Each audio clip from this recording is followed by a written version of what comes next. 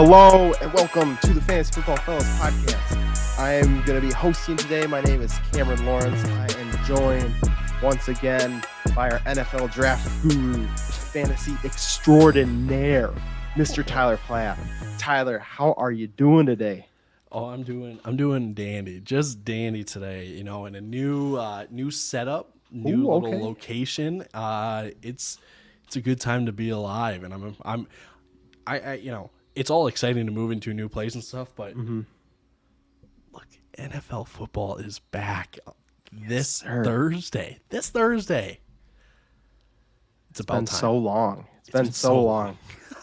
We've been waiting like no tomorrow. Of course, Lucas has just developed this phobia of me where he doesn't want to be on a podcast at the same time I am, which I get it. I would be intimidated too, as he looks to get beaten by me in 3 leagues this year. It's going to be a record.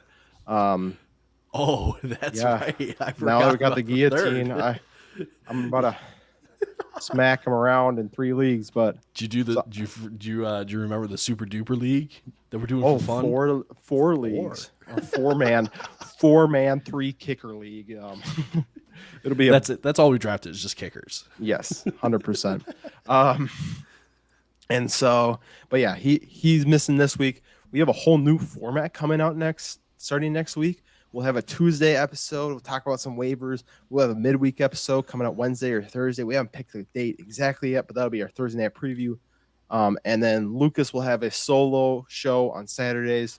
Me and Ty will join as we can, where he goes over the starts and sits for the week, maybe some DFS stuff with that. So you never know. But we are the Fantasy Football Fellas. You can find us on YouTube, TikTok. I don't remember the other one. Fantasy Football Fellas, FF Fellas on Twitter, and the FF Fellas on Instagram. We got Mr. at Tyler Plath, and I am at CamLaw0317. I was not smart enough to put it as my name, but that is what it is. And then we got Lucas at Lucas Wenzel. So bingo. I think I hit it all. That was the first time I've ever done that correctly. Pat on the back. Away. Today, what we're going to be going through is we're going to go through our news and notes. We're going to go through our 3 bold predictions each for the season. And then we're going to do our Thursday night football breakdown. First football game breakdown of the year. Very exciting. And if you want to win some money, stay around for our player props. We're going to throw them out from PrizePicks, so make sure you stay for that. But, wow, that was a lot. That was the most I've ever said in like 3 seconds. I am like hyped right now. You nailed it, too. Way to go. The problem was, like, I've been like off of caffeine. And I like have drank like 4 pops in like 3 weeks. And today I just had one like right before we started because my kryptonite is going to a grocery store and seeing them right next to the little conveyor belt. Yep. And I have to grab one every single time. Have to. And I went just before we started and now I'm ready to go. We'll pretend like it's from the football that's happening this week. But let's jump right in to our news and notes. Transition. Yeah, remember when we used to do our own transitions and stuff? Yeah, no, yeah. Don't bring me back, Jackson. You'll be our editor in chief one day. One day, we'll get there. So for our news and notes, some exciting news. Chris Godwin shedding the knee brace, looking ready for week 1. I know I'm excited. I got him in a lot of underdog leagues, taking him later on. Ty, do you think he's full go right away, or do you think it's a couple weeks still, 2 or 3 weeks before we see him full 100%? Ooh, I mean, I think he plays. Yep. I think it's a gradual kind of get back to speed start for Godwin, but for the fact that I know in underdog he's going late 20s, and I know in redraft it's kind of like right at 20.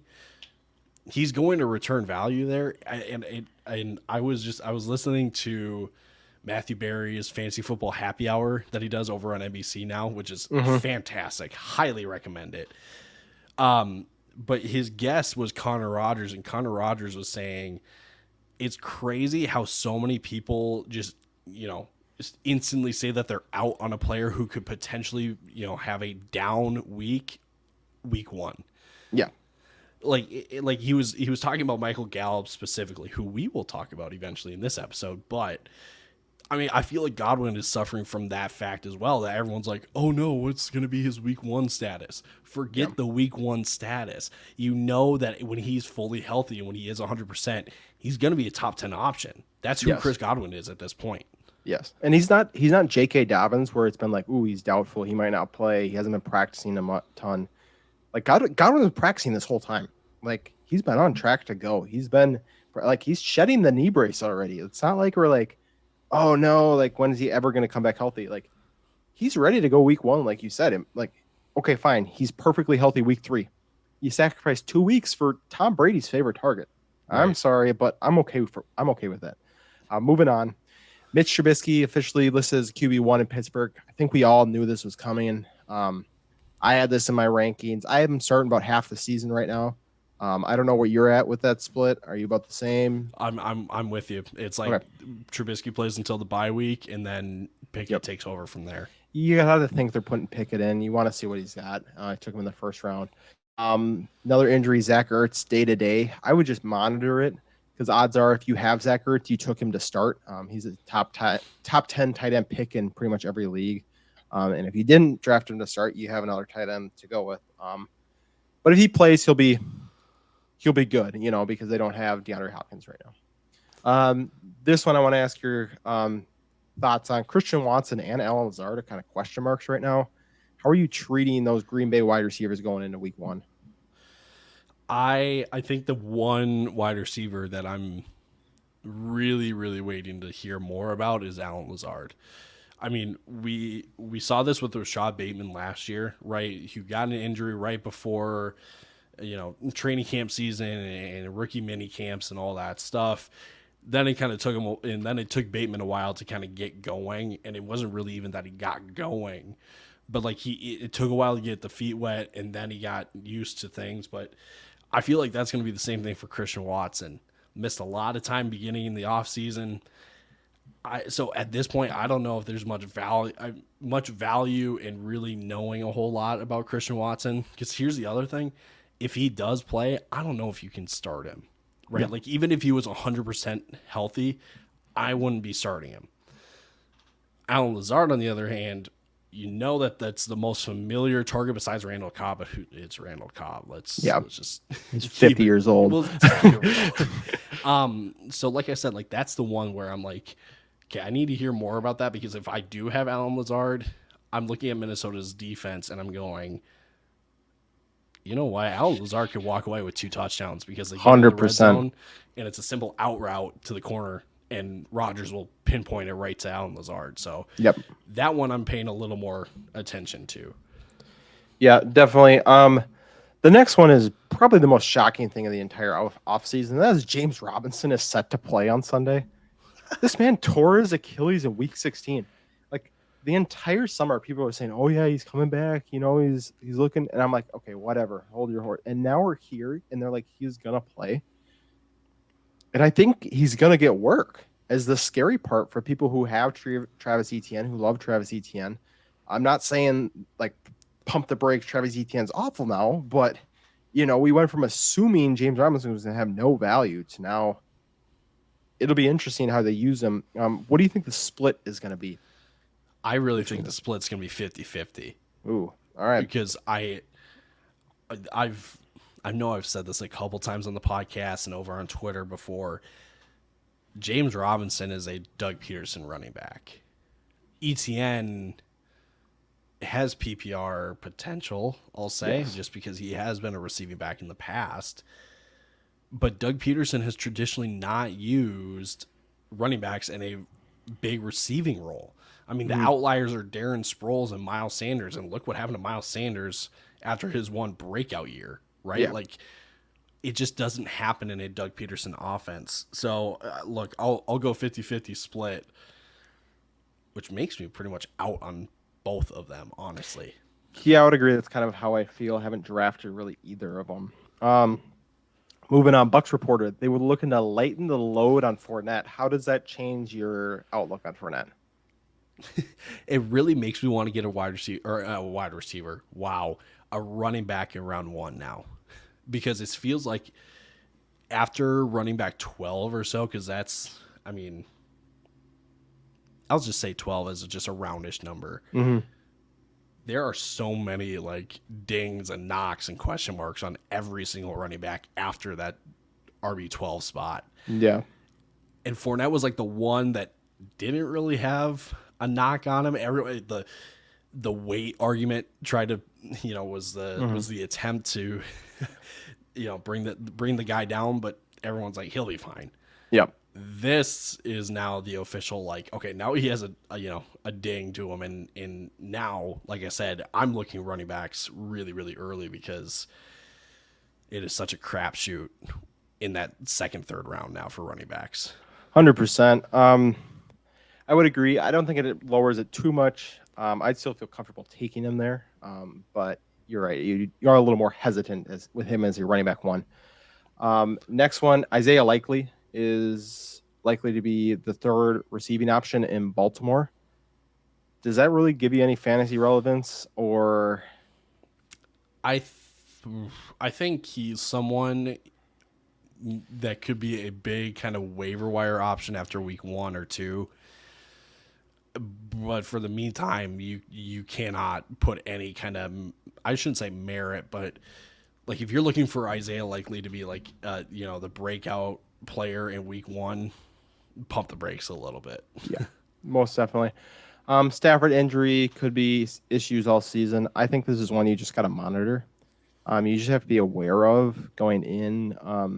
We'll see what he looks like week 1. If all of a sudden he looks scared week 1, then we can revisit it. But I really don't think there's anything you can do at this point. Most people have drafted already. And he's going quarterback 11, 12 anyway, so it's not like you're paying a premium on getting Stafford. The one thing it could impact is Cooper Kupp, and that's if it's really lingering. But I just don't see it being too much of an issue all season long. I think the Rams will be pretty good about monitoring that. And then the last one, Sutton has definitely been Russ's favorite in practice. This makes the fellas happy. We've been preaching this. If you weren't listening, that's on you, because we've been saying it all off season long. Sutton is the number one. Sutton's going to have a great season. So I think that really just wraps up the news and notes, because I really want to get in these bold takes. Like this is what we live for. Like we got Hot Take Ty and me. So like it's going to be fun. So Ty, I'll just let you kick it off. Why don't you give us your first bold take for this 2022 NFL season? Ooh, all right. So now I get to look at the 3 bold takes that I've got and pick out which one I want to go with right away. Ooh, where's he going? Where's he going? Do I go in with a layup? I shouldn't say a layup because it's a bold take, but we'll go with Alvin Kamara. Okay, let's start off with Alvin Kamara. Kamara is currently going off the board. Do you got the ADP off the top of your head? He is going off the board at 15, running back 9 right now. Okay. Here, ladies and gentlemen, let's do some math, okay? 10-man league. If you're going all running backs, he's at the end of the first, which isn't happening because there's 3 wide receivers that are going in the first round, and Travis Kelce, okay? So Alvin Kamara is going in the second round of a 10-man. In a 12-man, he can go kind of toward, he can sneak into the first round, but he's still going in the second round, just, again, with Travis Kelce, 3 wide receivers, and all the running backs ahead of him, right? You combine that with the question of who's this year's Cooper Kupp, right? And I use that in a pretty figurative way, just because I've said this before. There's going to be no Cooper Kupp this year. Cooper Kupp is Cooper Kupp, okay? And what happened last year is last year's business, okay? But if we're looking for a league winner, because that's essentially what the question's asking, who's going to be the league winner, who's going way later than they should, it's Alvin Kamara, people, okay? I think, again, the ADP is really affected by people being scared of a possible suspension that really is not likely to happen this year. So we've also pointed out in the past that Kamara is very much like the even year running back, right? You look at his stats and whatnot, but I mean, Here's the thing. Alvin Kamara is a consistent, I'll say it, just a consensus top 5 option. Okay. You combine that with his age, where he's currently going in that early second round range. So you're telling me I can get a wide receiver like a Justin Jefferson, Cooper Kupp, or even a running back like a Najee Harris or a Dalvin Cook, maybe even Joe Mixon, DeAndre Swift. You're telling me I can get one of those guys and get Kamara then in the second? Come on now. Come on. All this to say, look, Alvin Kamara is a beast. You know what he brings to the Saints offense. You know the offense will go through him still. I know they just drafted Chris Olave, Michael Thomas is back and all that. Alvin Kamara is kind of the heartbeat of that offense. If he doesn't go, you're really going to trust Jameis Winston? Come on now. Alvin Kamara is going to be the league winner this year. So if you've still got a draft on the last day of the offseason before the season begins, I mean, Cam, you and me both agree that, like, honestly, we're going to take Kamara in the first 5 picks. Oh, 100%. He's a top 3 running back for me. Same here. I mean, like, it's that, like, you can try to draft the value, but at the same time, like, if you've got that, like, 6, 7, 8 spot, you should be taking him. Go take Kamara. Don't try to play the board or anything like that. Just go get Kamara because you know that he's the best player on the board at that point. Yes, so 100%. Yes. I couldn't agree. All that to say, Alvin Kamara is going to win you your leagues, and you need to draft him. Could you imagine a DeAndre Swift, Alvin Kamara start? Oh, that would be beautiful. That'd be what we love. My hot take is not going to feel out of pocket at all. My hot take is that, or my bold prediction, not hot take, bold prediction, is that Keenan Allen and Mike Williams will both finish as top 8 wide receivers this season. Top 8. Now we've talked a ton about both these receivers, so I'm not going to dive into it too much. But they're complementary wide receivers. Mike Williams is your big play down the field, huge red zone target. And Keenan Allen is your guy who is, you need 10 yards, he'll get you 10 yards. You need 12 yards, he'll get you 12 yards. He's always open. He's got some of the surest hands in the NFL. And they're in an offense that had the 3rd most pass attempts last season. 674 pass attempts. So there's no reason they both can't have 135, 140 plus targets. Now you add Devontae Adams and Russell Wilson into your division. There's 4 more games this season where you have to throw the ball even more.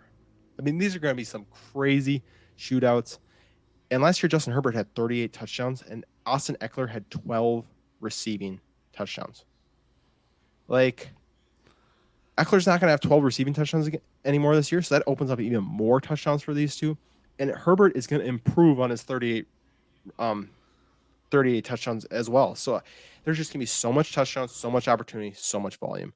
And so, I don't know. I just don't see a way that they're not top 12 or both top 12. And so why not go bolder and just say, I believe so much in this Chargers offense that I think that they're both going to be top 8. So that's where I'm at on these two. I mean, you know where I stand on Mike Williams, that I think he finishes higher than Keenan Allen, and I think we all agree as the fellas with the contract extension that he got, they're looking to kind of give I don't want to say the workload because it's really 1A, 1B. Mm-hmm. But they want Mike Williams to kind of step up and take over the Keenan Allen role a little bit. Yes, 100%. 100%. All right, Ty, why don't you kick us off with your second bold prediction? Yeah, as I'm pulling up the text so I can properly phrase this because I see the two guys and I'm like, wait, what did I say about these guys again? We're going to look at DK Metcalf and Deontay Johnson. And Cam, I'm going to ask you again, where are these guys going in drafts right now? DK is going around wide receiver 21, I'm pretty sure. And Deontay, I think, is just after him. They're both in the 19 to 22 range. I know. I don't remember for sure off the top of my head. Wide receiver, not. Right. So, real quick. End of the 4th, beginning of the 5th. End of the 4th, beginning of the 5th. Yes, I think DK was the 48th pick off the board, and Deontay was 51. Okay. Run with me on this one, okay? You know how we were talking about DeAndre Swift, Alvin Kamara start? We'll skip the third round. What if you can get a Deontay Johnson and DK Metcalf in the 4th and 5th? And like the third round could probably be a wide receiver then. So then your start is 3 wide receivers, including DK Metcalf, Deontay Johnson, with a DeAndre Swift, Alvin Kamara. Oh, brother. Yeah. Oh, brother. Okay. And I got way ahead of myself. So here, let me explain why DK Metcalf and Deontay Johnson are borderline league winners, but I'll give them the biggest, best steals of fantasy football this year. Okay. We'll start with DK Metcalf. Did you know that DK Metcalf was a top 10 wide receiver with Geno Smith last year? I did know that, but I feel like the people don't. Yeah, so let me say it again, just a little bit louder maybe for the people in the back. DK Metcalf was a top 10. Sorry, let's reel it back in. DK Metcalf was a top 10 wide receiver with Geno Smith last year. Okay, he was wide receiver 8 to be exact. Okay, he in the past 2 seasons before last year, he was a wide receiver 7 and a wide receiver 14. Okay, with double-digit touchdowns in both seasons. Granted, that's a Russell Wilson thing. So the point more so leans towards that Geno Smith. Like, look, Geno Smith is looking DK Metcalf's way. Oh, yeah. That's the first point. Despite the finishes that he's had, he's never finished with more than 129 targets. He doesn't need volume, but the best part about it, he produces with what he gets. Okay. That is kind of like what you're looking for when you're in that 4 or 5 round spot in your drafts. And, you know, we'll be able to look back, you know, because hindsight's 2020 and stuff. But again, you are looking for guys who can produce in your first handful of rounds. Yeah. DK Metcalf produces. It may not be the sexiest volume out there, but he produces still. And look, here's just one more stat, you know, just because it seems like people still need convincing on DK Metcalf. He was first in unrealized air yards. So even with inaccuracy, it won't change his finish, his production. Yeah. It does. The man is, I don't want to say he's, you know, bulletproof, but he's pretty gosh darn near bulletproof. Okay. He doesn't need a good situation to be effective. Okay. That's DK Metcalf. Done and gone. Okay. Deontay Johnson. He was a wide receiver 8 last year, and I'm pretty sure he was second, maybe third in the league in targets last year. Tied for second last year with Devontae Adams. Tied for second with Devontae Adams right there. Right there. Literally right there. I digress. He was a wide receiver 8 last year, and he was a wide receiver 21 in the season before. He had 8 touchdowns last season. So do we expect the touchdowns to kind of be there this year? Probably not. But here's the thing. If he is going to get 8 touchdowns with the volume that he got, he's a top 10 finish going in the 4th, 5th round. But again, because we think the touchdowns aren't going to be there, let's run with that narrative. He gets volume, okay? I'm not scared of Chase Claypool. I'm not scared of George Pickens. I'm not scared of Pat Freiermuth. Deontay Johnson is the established wide receiver 1 in this offense now. And I think he definitely benefited from noodle arm Ben Roethlisberger. But do we know that for sure? Do we know that maybe that was the scheme that they were going with and that they wanted Deontay Johnson to be super involved? Yeah. We don't know. And I think that's the reason why he's going later is because, again, we just don't know. He has my vote of confidence that it's not just a Ben Roethlisberger effect, it's a scheme. That he will still get targets, he will still get volume, and that's why he's going to be a steal this year. DK Metcalf doesn't get volume, but he gets his touchdowns. Deontay Johnson doesn't really get the touchdowns this year, but he'll get the volume. Okay? Yeah. Those 2 players combined, 4th and 5th, and again, like we said earlier, if you can get a Swift, Kamara, a true wide receiver 1 in that 3rd round, I don't know, maybe like a Mike Evans? Wouldn't be too bad. Then you get a DK Metcalf and Deontay Johnson in the 4th and 5th. Come on now. That's a league winning start in the first 5 rounds. For sure. I'll go to mine then. Mine is about a top running back. And I'm talking about Jonathan Taylor right now. And I'm predicting that Jonathan Taylor does not finish as a top 3 running back this next season. And the reason I'm saying that, don't hear what I'm not saying. The reason I'm saying that is because I believe that other running backs will outperform him. I don't believe that he's going to have a bad season. Like, Jonathan Taylor is still an amazing running back. He's top 3 NFL running backs, but for fantasy, what he does, how he gets there, is a lot more similar to a Nick Chubb than it is to a CMC Alvin Kamara. Did you know that since Devontae Freeman was RB1 in 2015, Jonathan Taylor had the lowest points per game out of any running back one, and that's 6-year span. So Yikes. he had 20 total touchdowns last year. That's a big number to hit year after year, where you have guys like Christian McCaffrey, Alvin Kamara, Dalvin Cook, Derrick Henry, Austin Eckler, DeAndre Swift, Joe Mixon, Najee Harris, who all have either touchdowns going their way, guys like Cook, Henry, Mixon, or they got the PPR upside, the Swift, CMC, Alvin Kamara, Najee Harris, or they got both. And that's what we've seen with CMC in the past, what we've seen with Alvin Kamara in the past, Austin Eckler in the past, Dalvin Cook in the past. So I just don't believe that he is going to repeat 20 total touchdowns. He averaged 5.45 yards per carry last year, which he very well could repeat.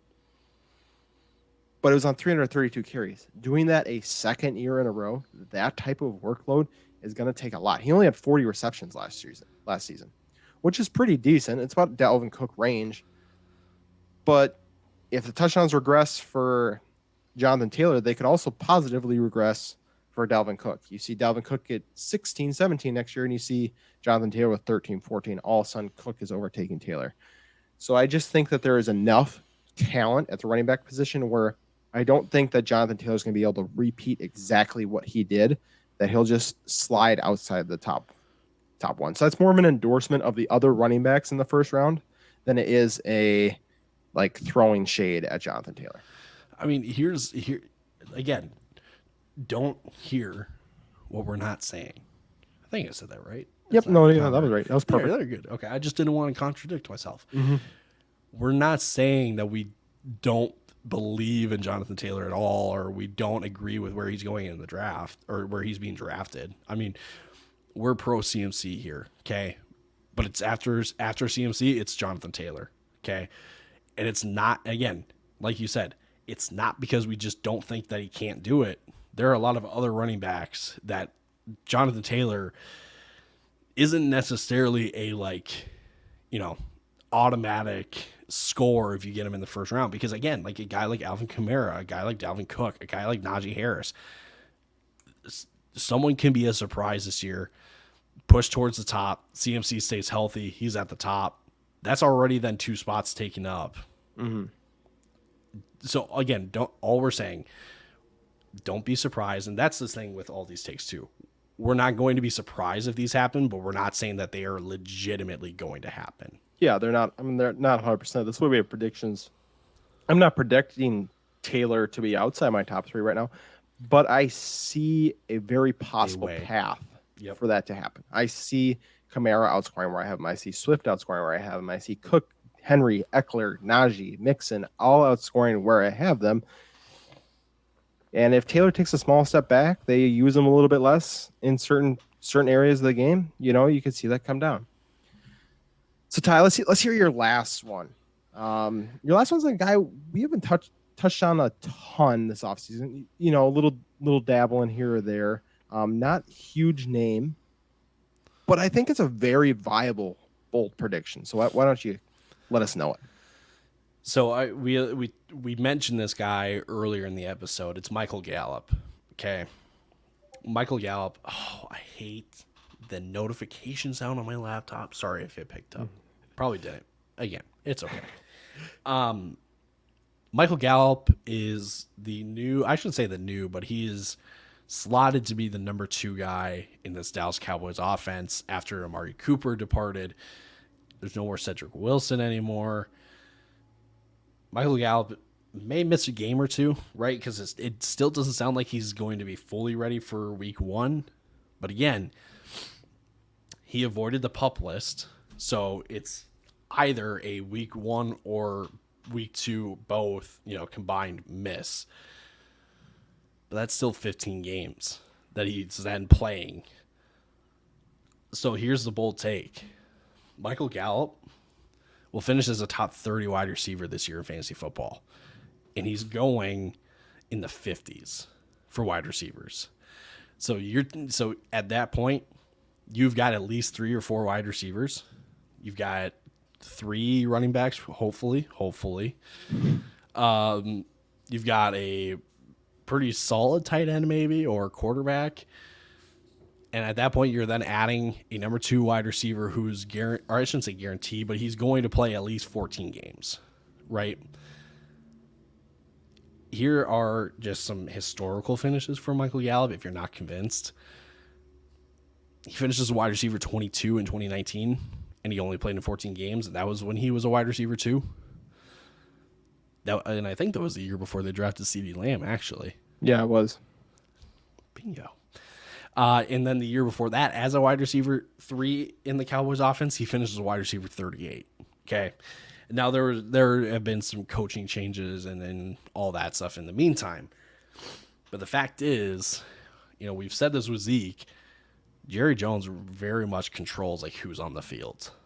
You want to think it's Mike McCarthy, but it's really Jerry Jones, okay? Jerry Jones believes in Michael Gallup. They signed him to a 4-year extension this offseason with a torn ACL. They believe in Michael Gallup. They will use Michael Gallup in that offense. And he's currently going as a wide receiver 50. You're grabbing him as a wide receiver 4 or even 5 if you're that kind of drafter. He's going to be someone that returns value and makes you look like a really, really smart fantasy football player. So I really, really hope that for whoever's listening to this, I really, really hope that you grab some shares of Michael Gallup this year because, like I said, he's going to make you look really, really smart. Yeah, I would agree. It's just, you don't get rid of Amari Cooper if you don't believe in who's behind him, right? That's big to get rid of your wide receiver too, especially for how little they got rid of him for.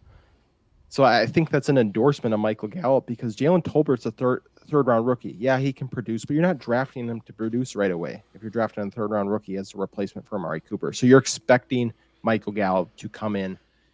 And wide receiver 30 is not a hard mark for a wide receiver 2 on a team like the Cowboys to hit, right? I mean, they're going to be a high scoring offense. They need to throw the ball somewhere. Dak throws the ball 600 times a year. It's got to go to someone. And if Michael Gallup's healthy, it's going to go to him. So I definitely could not agree more with that. My take, it's similar to the Jonathan Taylor take. And it's that Patrick Mahomes will not be a top 5 fantasy quarterback this season. And the reason that I'm saying that is because out of all the guys who finished in the top 5 the last couple of seasons, or that I'm looking at this season, so guys I have contention, Josh Allen, Kyler Murray, Justin Herbert, Lamar Jackson, Jalen Hurts, and Tom Brady. Those are the 7 that I could see finishing top 5. You can throw Russell Wilson in there. You could throw like a Dak Prescott in there as well. But those are the 5, or those are the 7 right now. So we have 4 mobile quarterbacks. We have Josh Allen, Jalen Hurts, Lamar Jackson, Kyler Murray. I could see all 4 of those guys running for 700-plus yards this season. I could see all 4 of those guys scoring 35-plus touchdowns this season. Total touchdowns, rushing and passing. Do we really think that Patrick Mahomes, who's thrown 38 and 39 touchdowns the last 2 seasons, is going to keep that up without Tyreek Hill this year? I just don't see that he can keep up with them on the touchdown pace, and his rushing is closer to a Justin Herbert, right? Herbert's gonna throw more yards, gonna have more yards than him. He's gonna throw more touchdowns than him because he's got better weapons, and he's gonna be in an offense that's gonna cater to those weapons. Andy Reid's not dumb. Andy Reid's not gonna throw the ball 50 times a game when he only has Travis Kelce, MVS, and Juju on the field, right? It's very different going from Tyreek and Travis Kelce with a couple other speed guys around to going to what they have now. So I think they're going to have to dial the passing back. They're going to have to work, short fields, a little more run around. And I just don't think he's going to throw for as many touchdowns. We look then at Justin Herbert, like I already said. And then my last guy was Tom Brady, quarterback 3 last season. Who do I think is going to throw more touchdowns? Tom Brady. Who do I think is going to throw for more yards? Tom Brady. Obviously, Patrick Mahomes is going to have more rushing than him, but I don't think it's going to be enough to offset by how many touchdowns and yards more touchdowns and yards Brady's going to throw for Mahomes.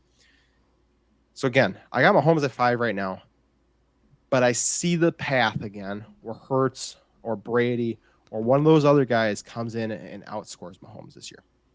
I don't know if you have any thoughts on that, but I mean, we don't doubt, we won't argue the motive that Patrick Mahomes is the best quarterback in the NFL right now. Oh yeah. We don't deny that.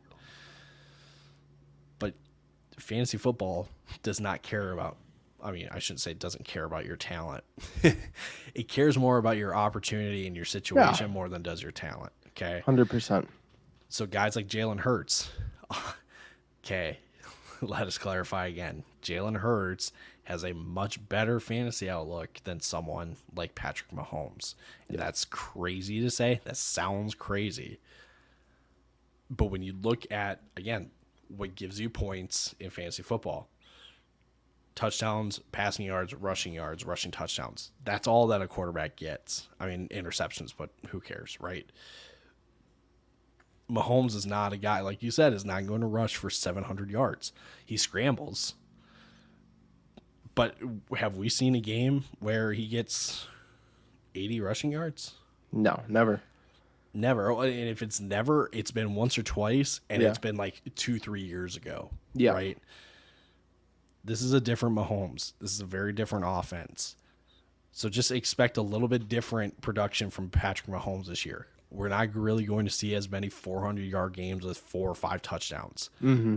It may happen once or twice, but you should not be expecting that kind of production for a quarterback 2 ADP.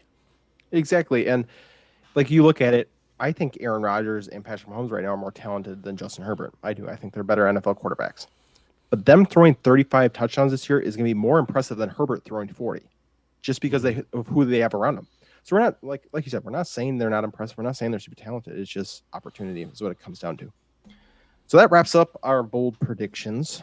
And we can now transition into the kickoff of the true NFL regular season, where we get to discuss a behemoth of a game.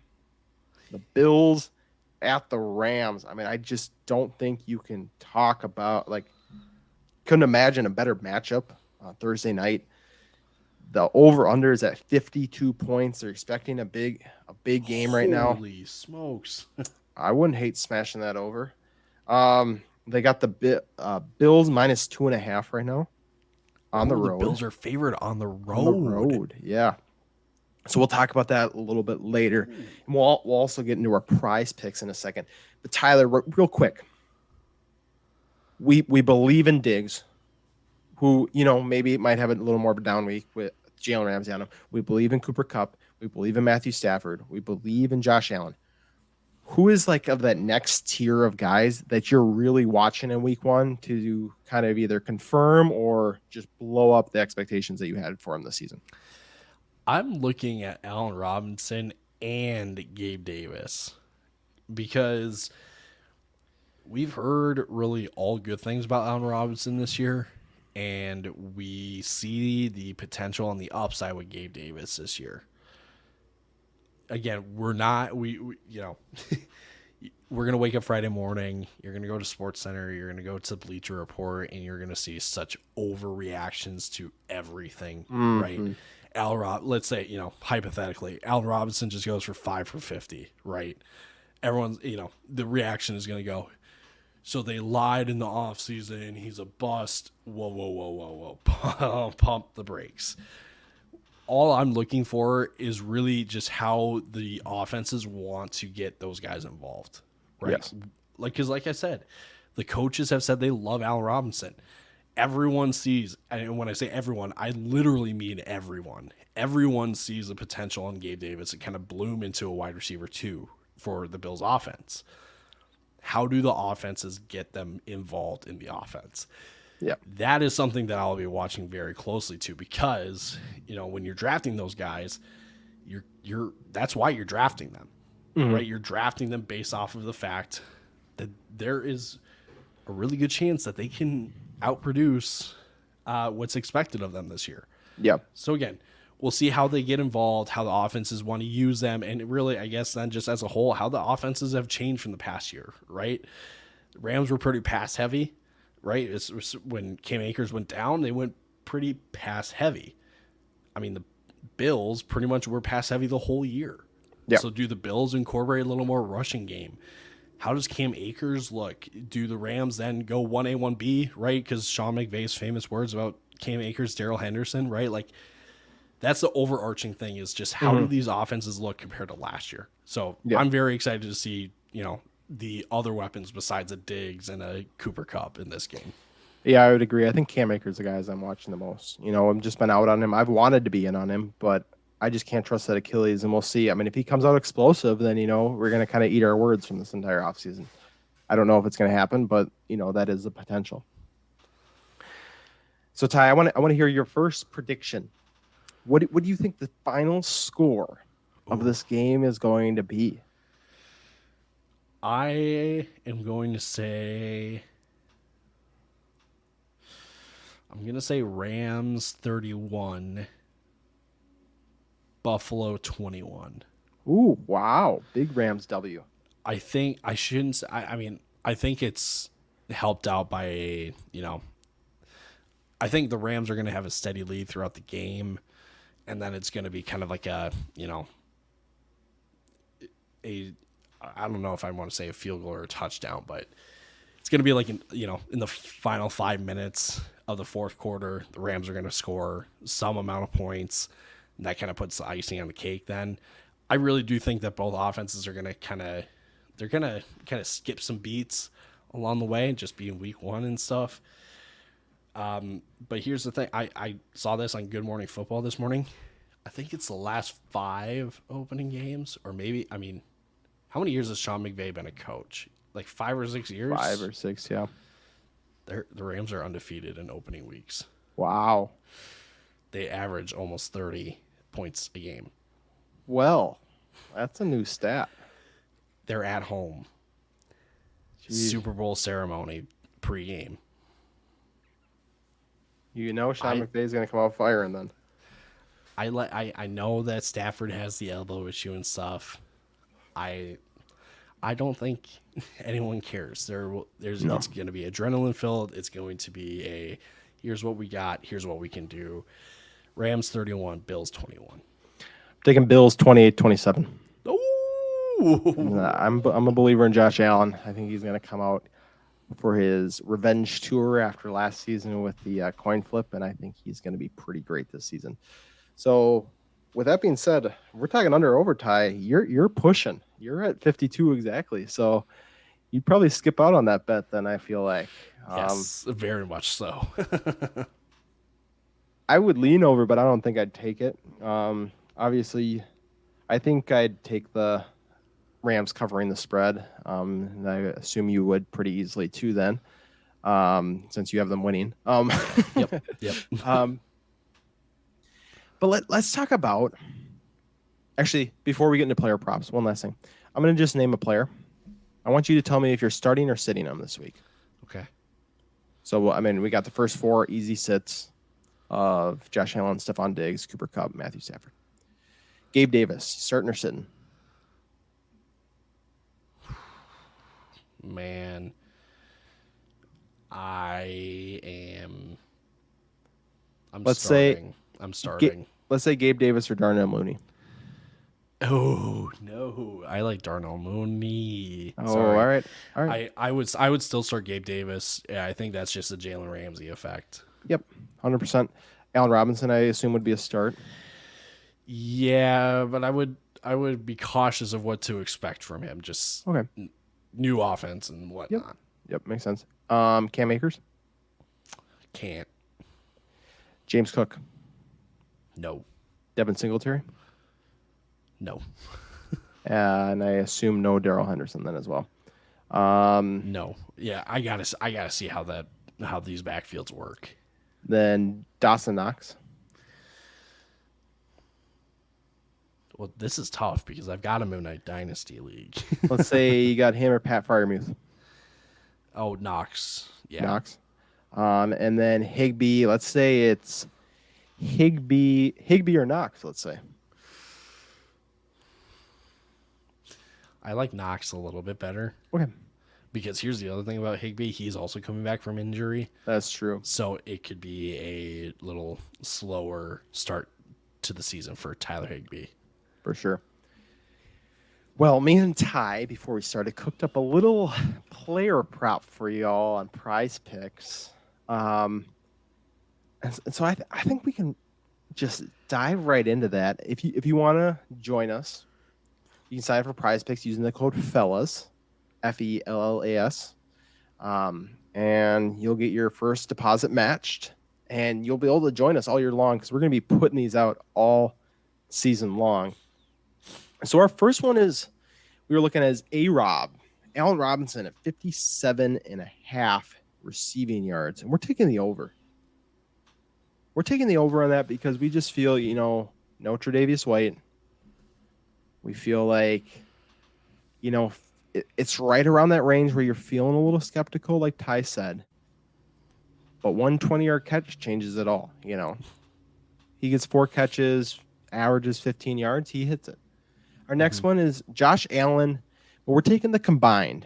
We think he's going to get a lot of yards, but we don't know where they're coming from. And so we're going to take the rushing and passing yardage at 317.5. This is a guy who continuously had weeks like this last season. It's going to be probably a pretty decently high-scoring game. Some mistakes, they're going to have to come back, drive down the field. So we feel pretty confident in that. And then this one feels too easy, but it's Cooper Kupp over half a touchdown. So it's Cooper Kupp to score. Yeah. And that feels too easy. And then if you're feeling a little spicy and want to make a 4-player, we got Von Miller at over half a sack. And I don't know if we can consider it a revenge game because he wasn't in L.A. that long. But we'll say in a revenge game against L.A., getting the sack on Matthew Stafford. So we're taking Von Miller over half a sack. So I'll read them off again real quick. Allen Robinson over 57.5 yards. Josh Allen over 317.5 combined yards. Cooper Kupp to score, and Von Miller with over half a sack. And so we don't take unders. We're really bad at taking unders, so we just don't. And so we're taking the overs here. But yeah, that's our first little player parlay of this season. Ty, how are you feeling about that one? See, I'm really, really liking this one. I know that some people may be like, well, didn't you just throw some question marks on A-Rob about starting and sitting him, but then you're taking an over on the receiving yard prop? Yeah, but I mean, the different when the question really isn't should you start Allen Robinson? You should start Allen Robinson, okay? Let me get that out of the way. Mm-hmm.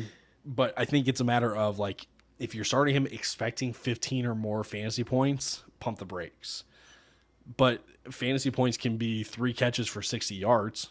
That's 9 points. And 60 yards then hits the prop, right? So we're just expecting this game to be high yards, relatively high scoring. That's why then we also have Josh Allen at his combined 317.5. I mean, I don't know if Josh Allen, we said Josh Allen throws for 250. He runs for about 75. Yep. That gets him over. Or even if he just beats it on passing yards alone, it Very still counts. Likely. Cooper Kupp to score, like you said, it feels easy. Feels easy, especially with no Tre'Davious White. Forget about it.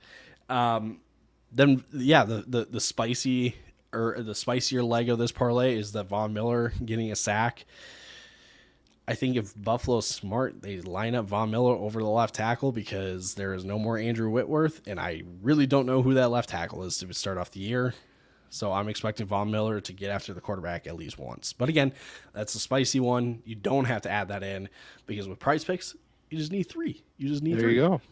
And they actually just add price insurance. So something happens to a guy, you get your money back. You can also take their little thing where you can hit 3 out of 4. It's lower payout, but still get your money still for win. 3 out of 4. You still win. Pretty good. Remember, that's code fellas if you want to sign up.